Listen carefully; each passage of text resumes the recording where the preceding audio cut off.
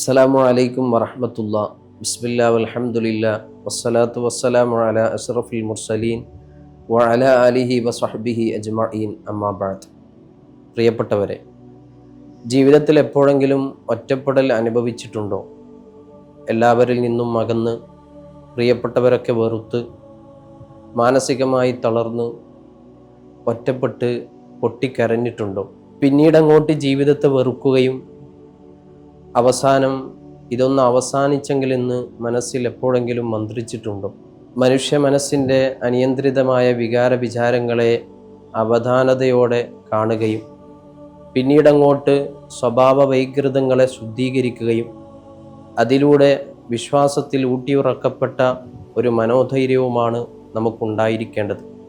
അത് നേടിയെടുക്കാൻ നമുക്ക് സാധിക്കണം.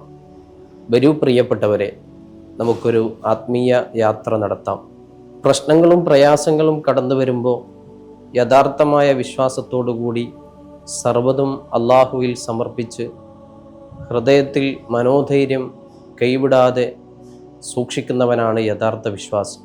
പരിശുദ്ധ ഖുർആൻ സംസാരിക്കുന്ന വിശ്വാസിയുടെ സ്വഭാവ രീതിയും അതാണ്.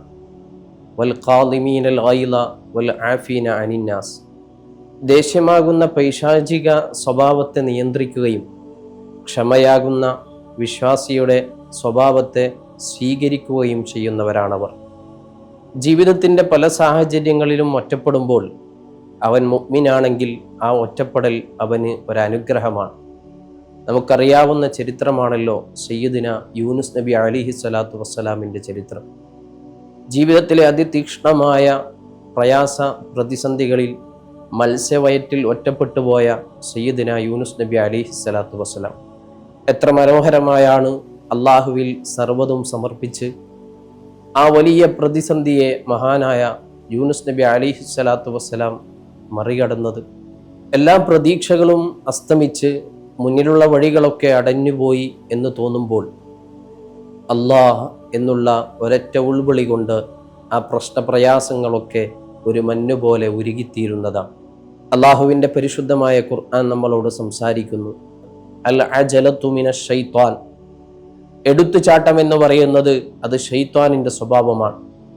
വികാരത്തള്ളിച്ചകളുടെ ആധിക്യം മനുഷ്യനെ വിവേകപൂർവമല്ലാത്ത തീരുമാനങ്ങൾക്ക് അടിമയാക്കിയേക്കാം. വികാര വിചാരങ്ങളെ അടക്കി വെച്ച് വിവേകപൂർവമാണ് നമ്മൾ ഓരോ കാര്യങ്ങളിലും തീരുമാനങ്ങൾ എടുക്കേണ്ടത്. എടുത്തുചാട്ടം നമ്മളെ എപ്പോഴും നാശത്തിലേക്ക് എത്തിക്കും. ക്ഷമയോടെ, സ്നേഹത്തോടെ അള്ളാഹുവിൽ സർവ്വതും സമർപ്പിച്ച് ജീവിതത്തെ ഏറ്റവും നല്ല ധന്യമായ മുഹൂർത്തങ്ങളിലേക്ക് കൊണ്ടുപോകുവാൻ, അതിലൂടെ ഉന്നതമായ വിജയത്തിലേക്ക് എത്തുവാൻ അള്ളാഹു നമ്മെ അനുഗ്രഹിക്കുമാറാവട്ടെ. ആമീൻ. അസ്സലാമു അലൈക്കും വറഹ്മത്തുള്ളാഹി വബറകാതുഹു.